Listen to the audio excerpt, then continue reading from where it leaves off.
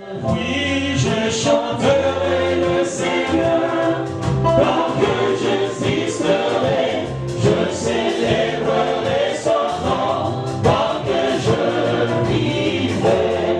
Passage de 1 Roi 17 qui qui met en évidence le prophète Élie. En fait, nous voulons, à partir de la vie du prophète Élie, découvrir le secret d'une vie puissante. Parce que d'aucuns n'ignorent que le prophète Élie a manifesté d'une façon extraordinaire la puissance dans sa vie. C'est pourquoi il va nous servir ce matin de matériel didactique. Nous allons découvrir ce qui a fait de cet homme un homme puissant. Et appliquer les mêmes principes dans notre vie, nous deviendrons aussi des femmes et des hommes puissants. Donc nous découvrons le secret d'une vie puissante à partir de la vie du prophète Élie.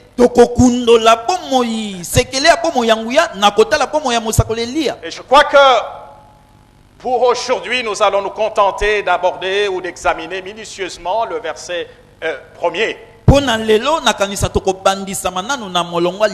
qui dit ce qui suit.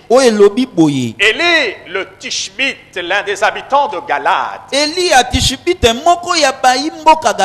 L'Éternel est vivant, dit-il à Akab, le Dieu d'Israël devant qui je me tiens. Et dans d'autres versions, on parle de Dieu d'Israël devant qui dont je suis le serviteur. Il n'y aura ces années-ci ni rosée ni pluie sinon à ma parole. Ça ne suffit pour découvrir ou commencer à découvrir ce qui a fait d'Élie un homme puissant et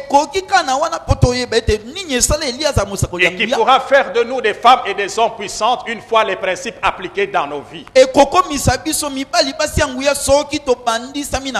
Remarquez ici que le tout premier verset du 17e chapitre de 1 Roi nous présente le prophète Élie qui entre subitement en scène. Eh bien, l'indication même de ses parents n'est pas mentionnée.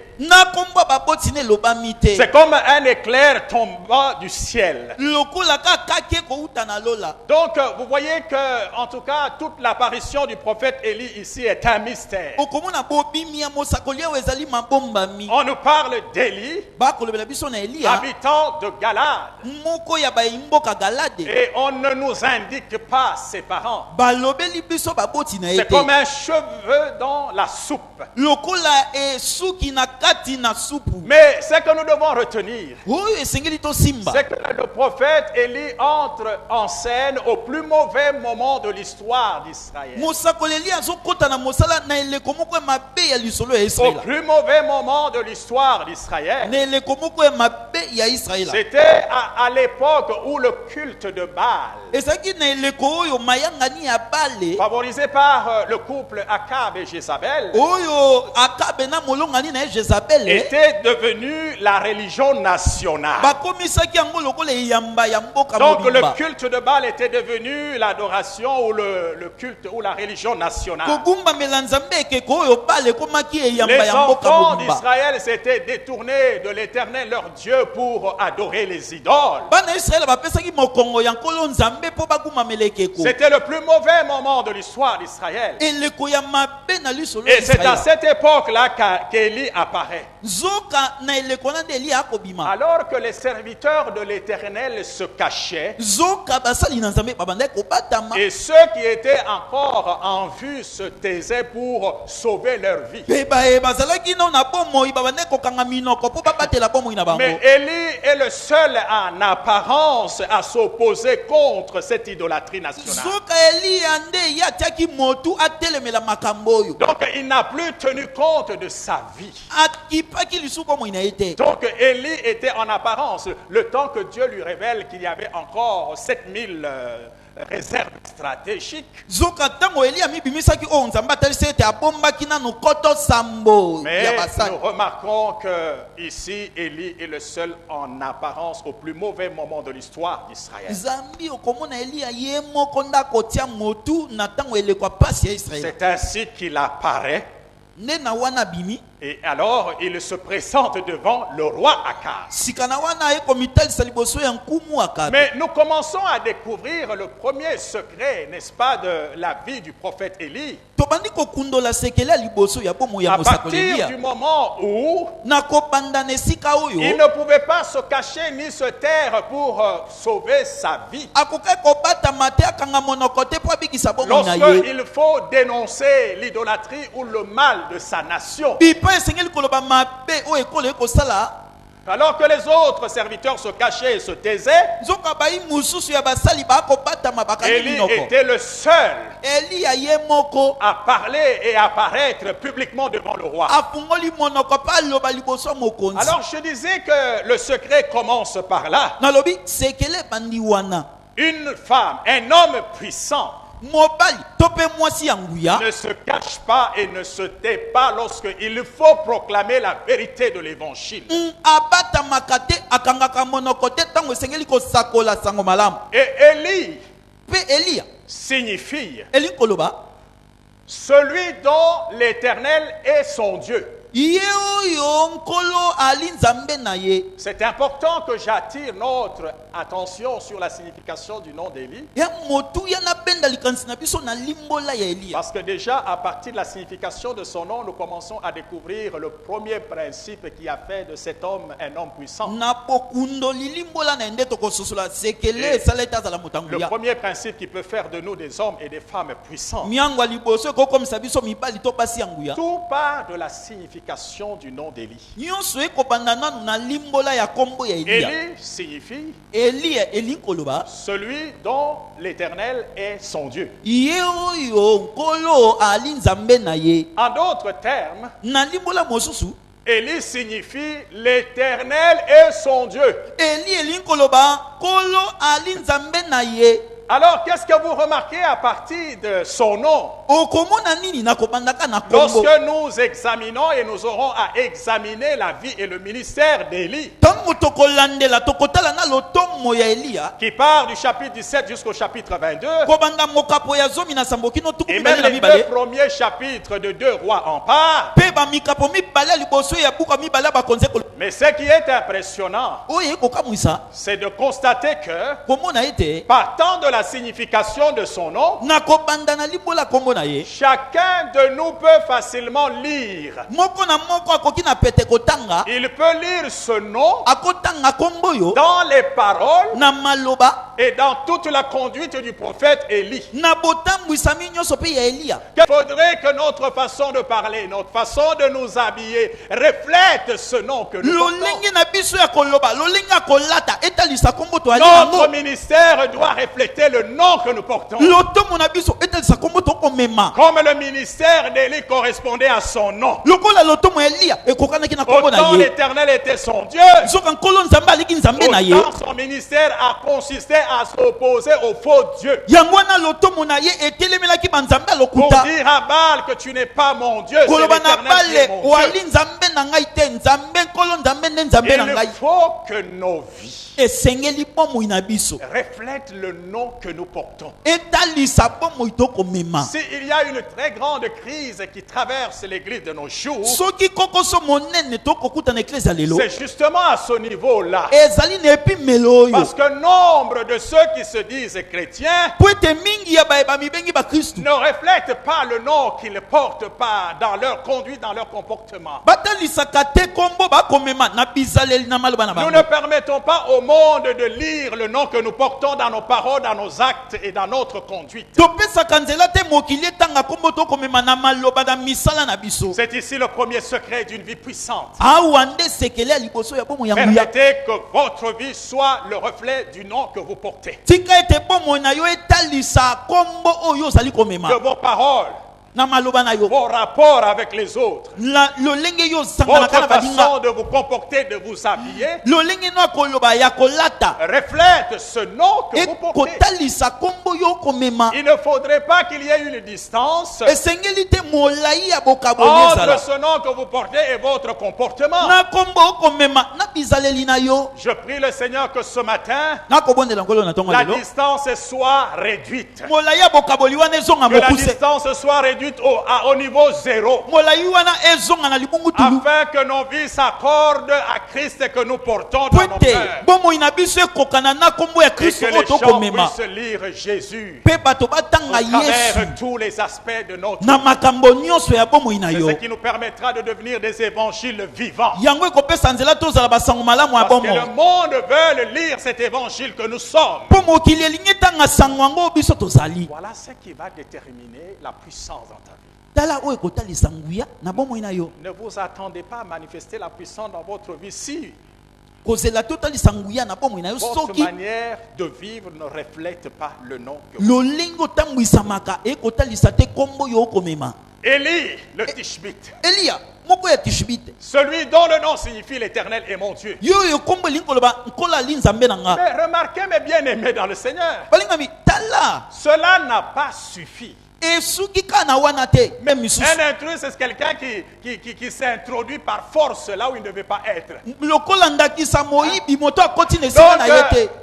Baal est un intrus.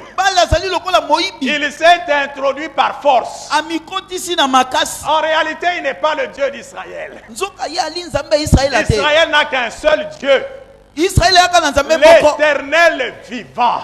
Voilà pourquoi il dit à Akab, l'Éternel est vivant, le Dieu d'Israël devant qui je me tiens. Devant qui je me tiens. Donc je suis le serviteur.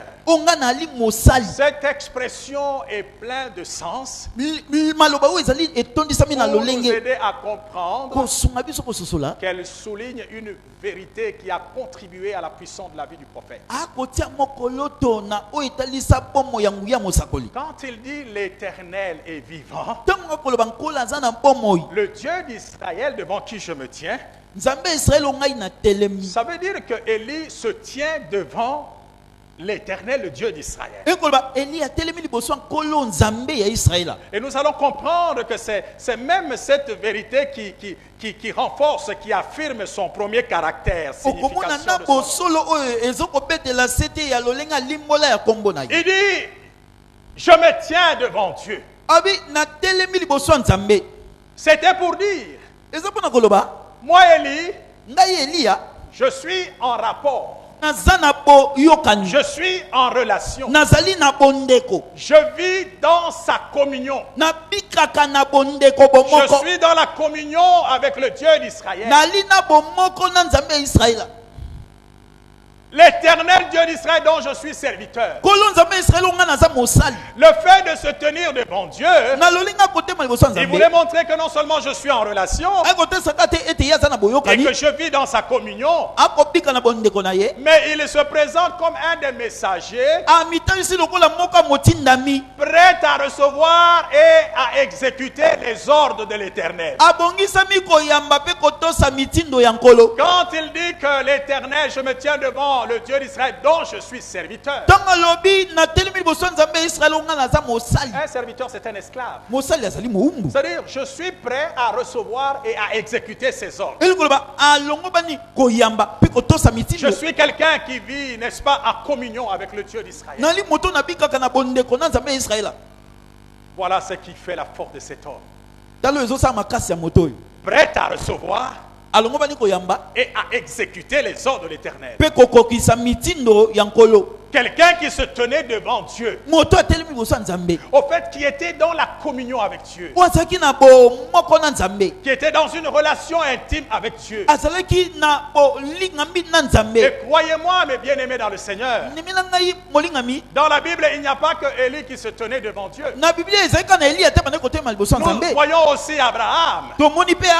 Abraham se tenait devant Dieu, comme Élie se tenait devant Dieu. Abraham se tenait aussi devant Dieu. Et comme Abraham et Élie se tenaient devant Dieu, vous allez voir que Élisée aussi se tenait devant Dieu. Et vous avez pour cela toutes les références nécessaires. Pour ce qui est en rapport avec Abraham, vous avez Genèse 18. Il se tenait devant Dieu.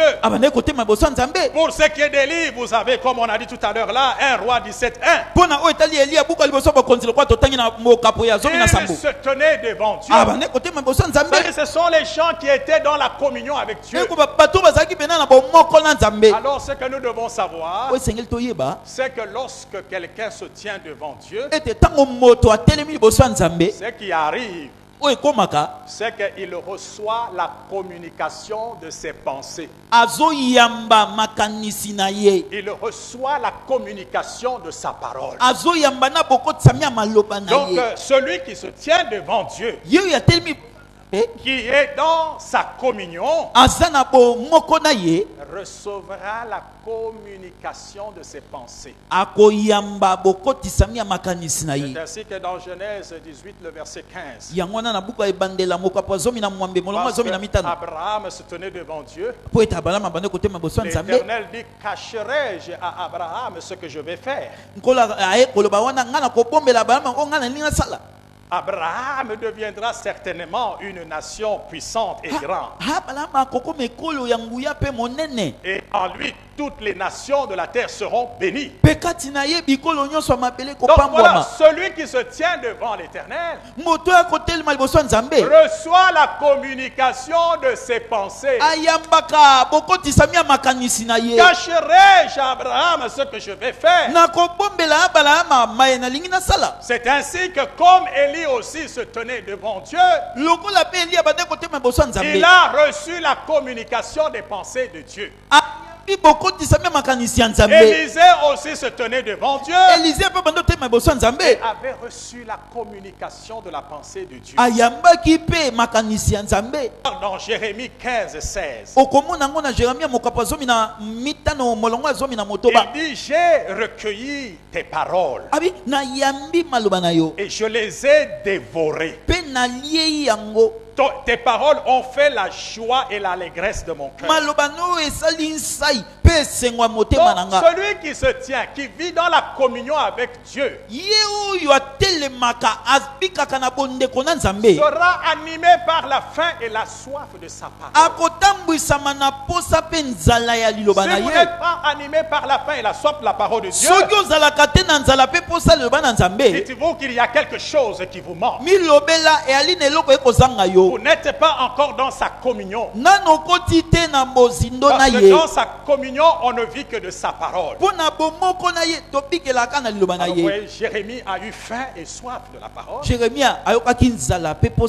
Et puis il a même mangé cette parole. C'est après avoir mangé la parole qu'au verset 19 du même chapitre 15, nous voyons l'Éternel dire de Jérémie que je ferai, tu seras ma bouche. Donc pour devenir la bouche de Dieu, pour parler les paroles de Dieu, nous devons être des hommes et des femmes qui se tiennent devant Dieu, animés par la faim et la soif de sa parole, et la dévorant, la mangeant jour et nuit. Ça m'étonne qu'il y a aujourd'hui des prophètes qui prétendent parler de la part de Dieu, alors qu'ils ne passent pas leur temps à manger, à dévorer la parole. Et vous ne sentez même pas la parole de Dieu dans tout ce qu'il dit. Un vrai prophète, c'est celui qui mange la parole de Dieu. Après l'avoir mangé et l'avoir ruminé, il peut la transmettre aux autres. Mais si vous n'avez pas mangé, qu'est-ce que vous allez transmettre? Voilà pourquoi Élie était un homme puissant. Dans sa communion, il mangeait comme Jérémie dévorait sa parole. Il pouvait transmettre les autres. Écoutez, la plupart des temps, je ne médite pas la parole pour la prédication. J'ai une discipline, je médite, j'étudie la parole. Et ce qui devient l'objet de ma prédication, c'est la parole dévorée, ruminée. Et alors je peux la transmettre aux autres. Je transmets parce qu'on ne peut donner que ce qu'on a. C'est ce qui est dit dans l'Apocalypse 10:10. Écoutez ce que l'apôtre Jean dit. Je pris le petit livre. De la main de l'ange, il a pris le petit livre qui est l'image de la parole de Dieu. Et il dit, je l'ai avalé. Il fut alors dans ma bouche comme du miel. Ce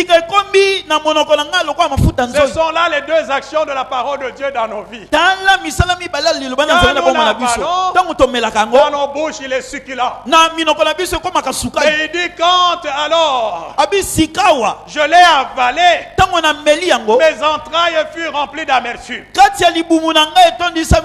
nous avalons la parole, quand nous méditons la parole, nous allons nous rendre compte que parfois la parole nous demande des choses qui nous demandent de mourir. Et là ça devient amer. Mais la chose que je veux souligner ici, c'est que l'apôtre Jean a pris le petit livre, la parole de Dieu de la main de l'ange, et puis il l'a avalé. Il l'a mangé. Donc quelqu'un qui se tient dans l'intimité donc prend la parole et la balle. Quelqu'un a dit que les hommes ont perdu une des qualités qu'ont les bovins. Les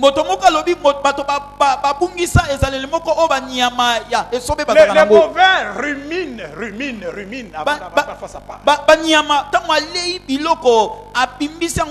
Mais aujourd'hui nous ne savons pas ruminer la parole de Dieu.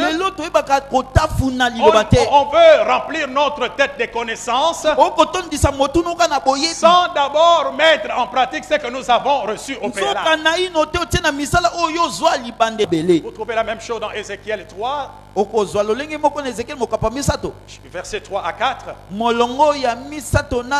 Il me dit, fils de l'homme, nourris ton ventre et remplis tes entrailles de ce rouleau que je te donne. Nourris ton ventre et remplis tes entrailles de ce rouleau. Rouleau, c'est la parole de Dieu dans Ézéchiel dit alors je le mangeais. Et comme Jean il dit, il fut dans ma bouche tout comme du miel.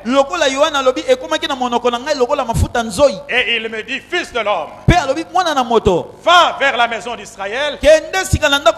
Alors dis-leur mes paroles. Donc c'est quand vous avez mangé que vous pouvez devenir la bouche de Dieu. Nous voyons de part et d'autre. C'est pour dire la vraie et la véritable prophétie. C'est la parole de Dieu que nous recevons dans son intimité. Nous recevons dans sa communion. Si vous vivez dans sa communion, vous tenez devant lui, vous aurez faim et soif de sa parole, et par conséquent vous allez recevoir la communication de ses pensées. Donc vous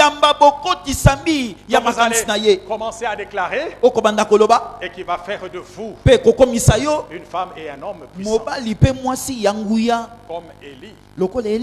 Élie a dû se tenir devant Dieu pour finalement recevoir la communication de sa pensée et sortir de sa retraite et paraître devant le roi.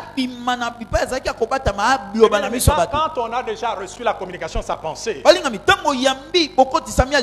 même la terreur du roi ne pourra nous retenir. N'importe quelle opposition ne saura nous retenir. Parce que cette parole nous anime d'une puissance spirituelle.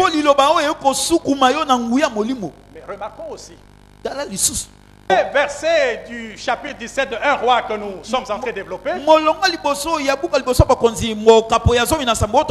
nous dit quoi?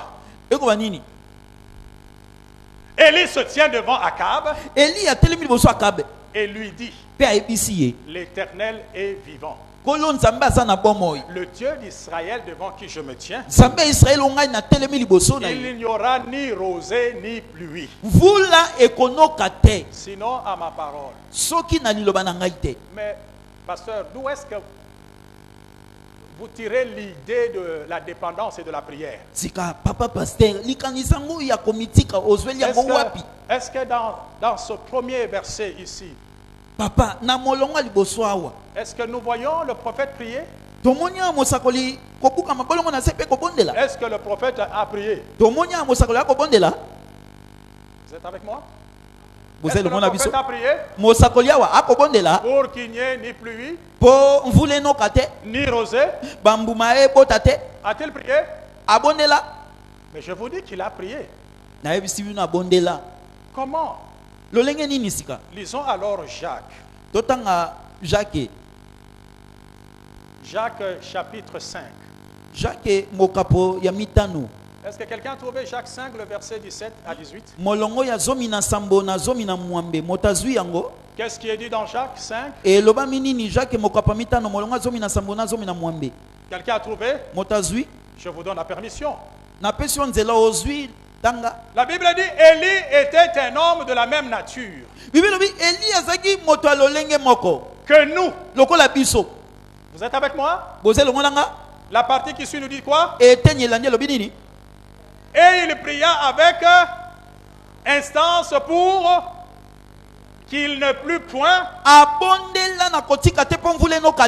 et il ne tomba point de pluie. Vous voyez que le Nouveau Testament nous fournit les détails qui ne se trouvent pas dans l'Ancien Testament. Ça veut dire que les prières faites par Élie, Dieu les avait enregistrées pour finalement nous le révéler au temps convenable. Ceci veut dire qu'aucune des prières de saints ne tombe dans l'oubli. Aucune des prières des saints ne tombe en terre. Sachez que tôt ou tard, le Seigneur s'en souviendra toujours. C'est pourquoi quand nous prions, ne croyons pas que nous passons du temps. C'est enregistré dans sa mémoire. Et au temps convenable, il finit par nous révéler. Donc Élie a dû prier. Et la prière exprime sa dépendance. C'est-à-dire, il a prié pour que ses paroles s'exécutent. Il ne suffit pas de la parole, mais il faut aussi prier pour que ce que vous dites s'accomplisse. Même quand nous avons reçu la parole. Du reste, nous connaissons les deux mains avec lesquelles Dieu agit, non? Quelles sont les deux mains avec lesquelles Dieu agit? Il y a sa parole et il y a son esprit.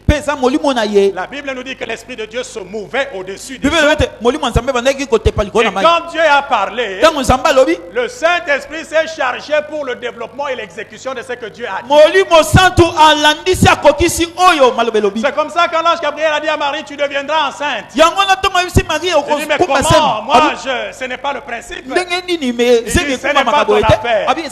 Dieu a parlé, le Saint-Esprit viendra te conduire. Quand Dieu parle, le Saint-Esprit se charge d'exécuter ce que Dieu a dit. Alors nous savons que la parole et l'esprit demeurent les deux mains avec lesquelles Dieu agit. Et le principe est le même pour nous aujourd'hui. Nous avons les deux mains parce que nous sommes créés à sa ressemblance. Nous avons d'une part la parole et nous avons la puissance du Saint-Esprit qui est déclenchée par la vie de prière, par laquelle nous sommes remplis de sa puissance. Donc vous voyez que la puissance d'Élie s'est manifestée à sa parole et à sa vie de prière. Il reçoit la parole et il exprime cette dépendance à Dieu par la prière. Il prie pour que ce qu'il vient de dire s'exécute. Il ne suffit pas de déclarer, mais nous devons soutenir nos déclarations par une vie de prière. Voilà ce qui a fait d'Élie un homme puissant. Et ce qui est extraordinaire, c'est que la sphère de sa puissance, c'est le ciel. C'est une puissance extraordinaire. Vous voyez qu'à la parole d'Élie, le ciel se ferme et le ciel s'ouvre. Et il en fait descendre le feu du ciel.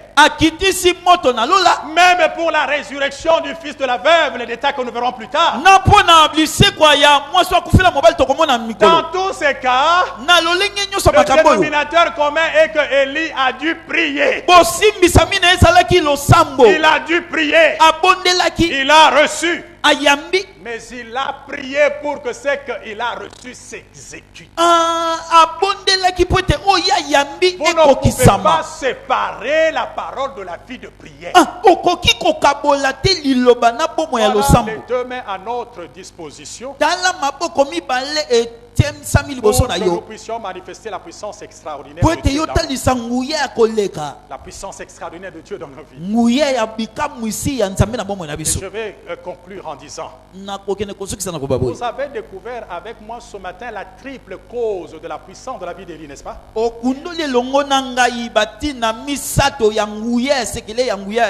La première, c'est que sa vie reflétait son nom. La deuxième, c'est quelqu'un qui se tenait devant l'Éternel son Dieu. La troisième, c'était un homme qui vivait dans la dépendance par sa vie de prière. Oubliez tout, mais n'oubliez pas cette triple cause de la puissance d'Élie qui peut devenir votre source de puissance. Et parce que ces trois éléments étaient présents dans la vie d'Élie, qu'est-ce que ça a produit d'Élie? Donc ces trois causes de sa puissance ont fait d'Élie un homme de foi. Un homme de foi. Si nous réunissons ces trois éléments dans notre vie, ça fera de nous des femmes et des hommes de foi. Parce que vous remarquerez bien, la Bible dit que mon juste vivra par sa foi. Mais sa foi tient sa source de ces trois causes. Et c'est de la parole qui est la source. La preuve, c'est que vous savez à quel moment la foi d'Élie affaiblit? Je vais démontrer à quoi ces trois éléments sont liés étroitement à notre foi.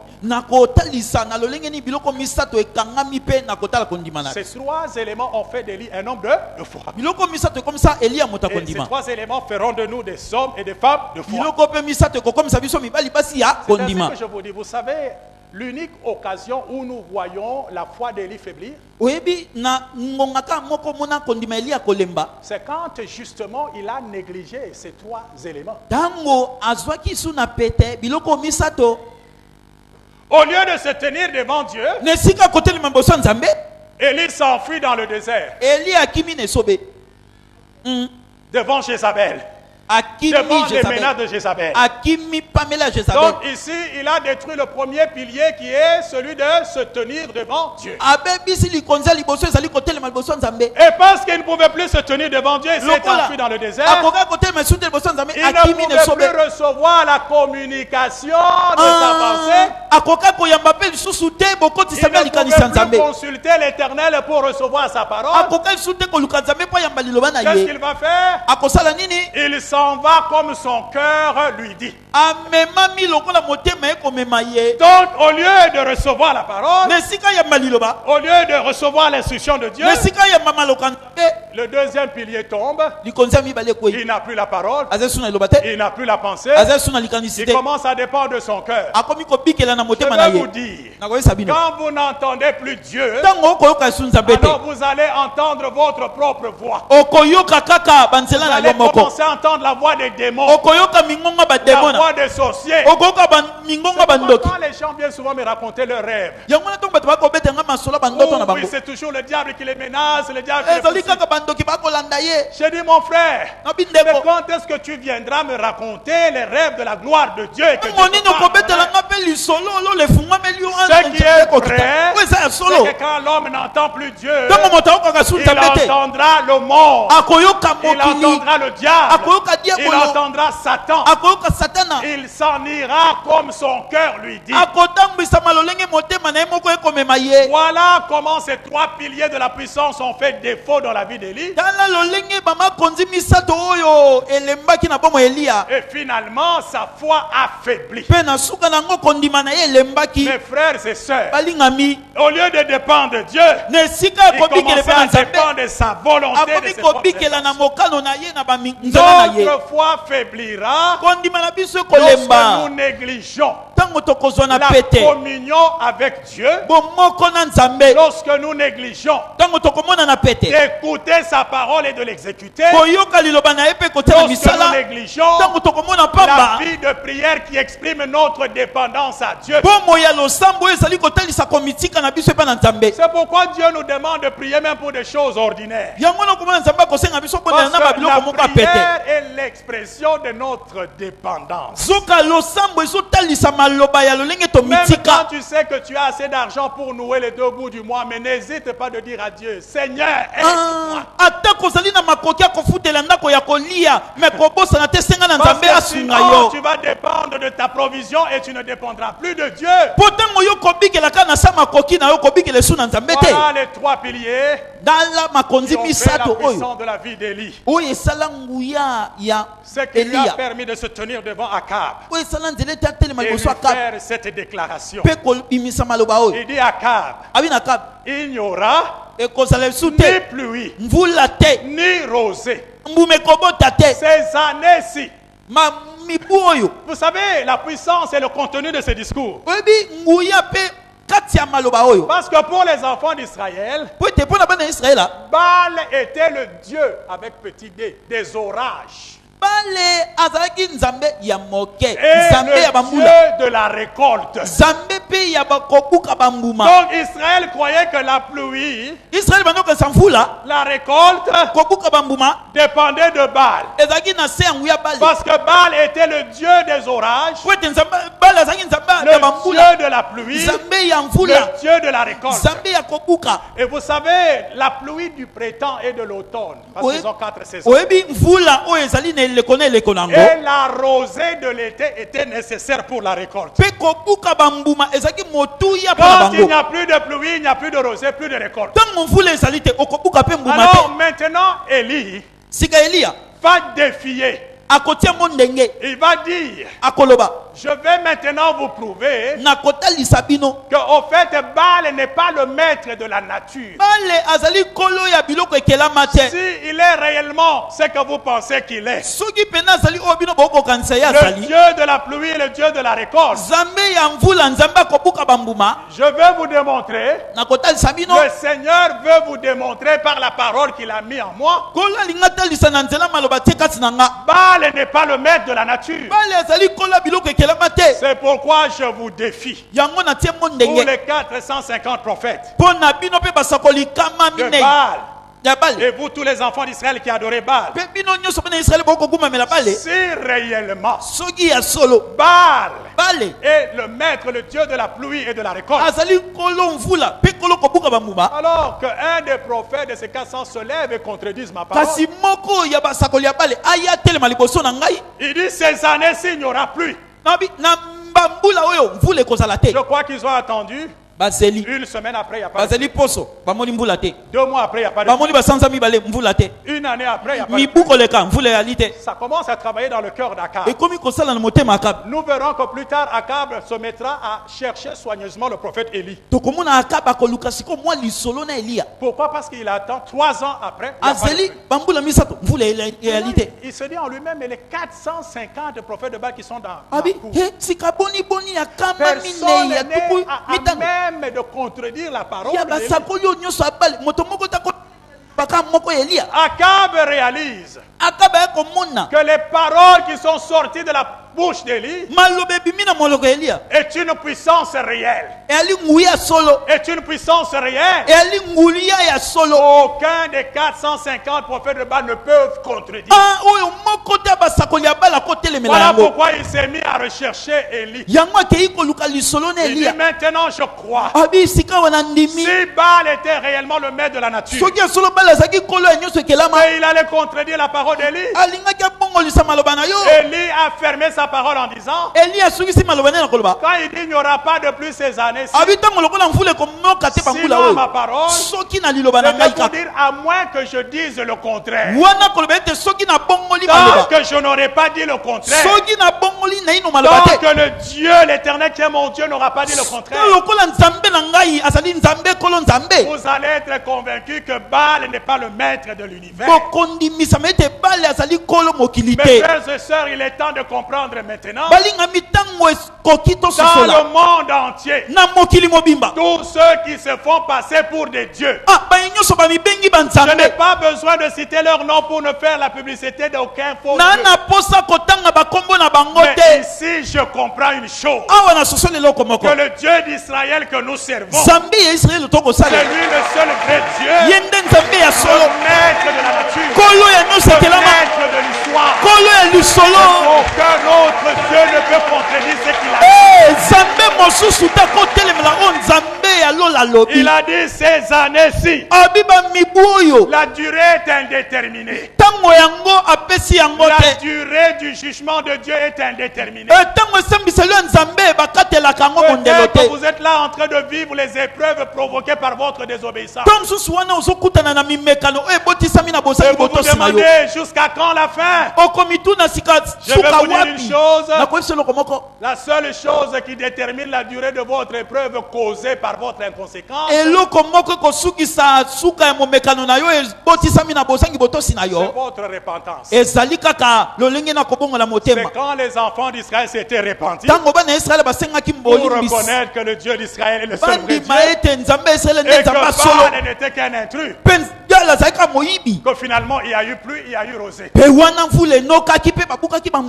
votre bénédiction, votre abondance ne dépend pas d'un féticheur, ne dépend pas d'un prophète. Votre bénédiction, votre abondance, votre succès, votre dépend de l'éternel d'Israël que nous sommes en train de prier.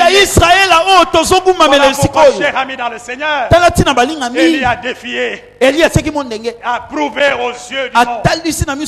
Il est temps que le monde reconnaisse que l'Éternel, le Dieu d'Israël, c'est lui le seul vrai Dieu.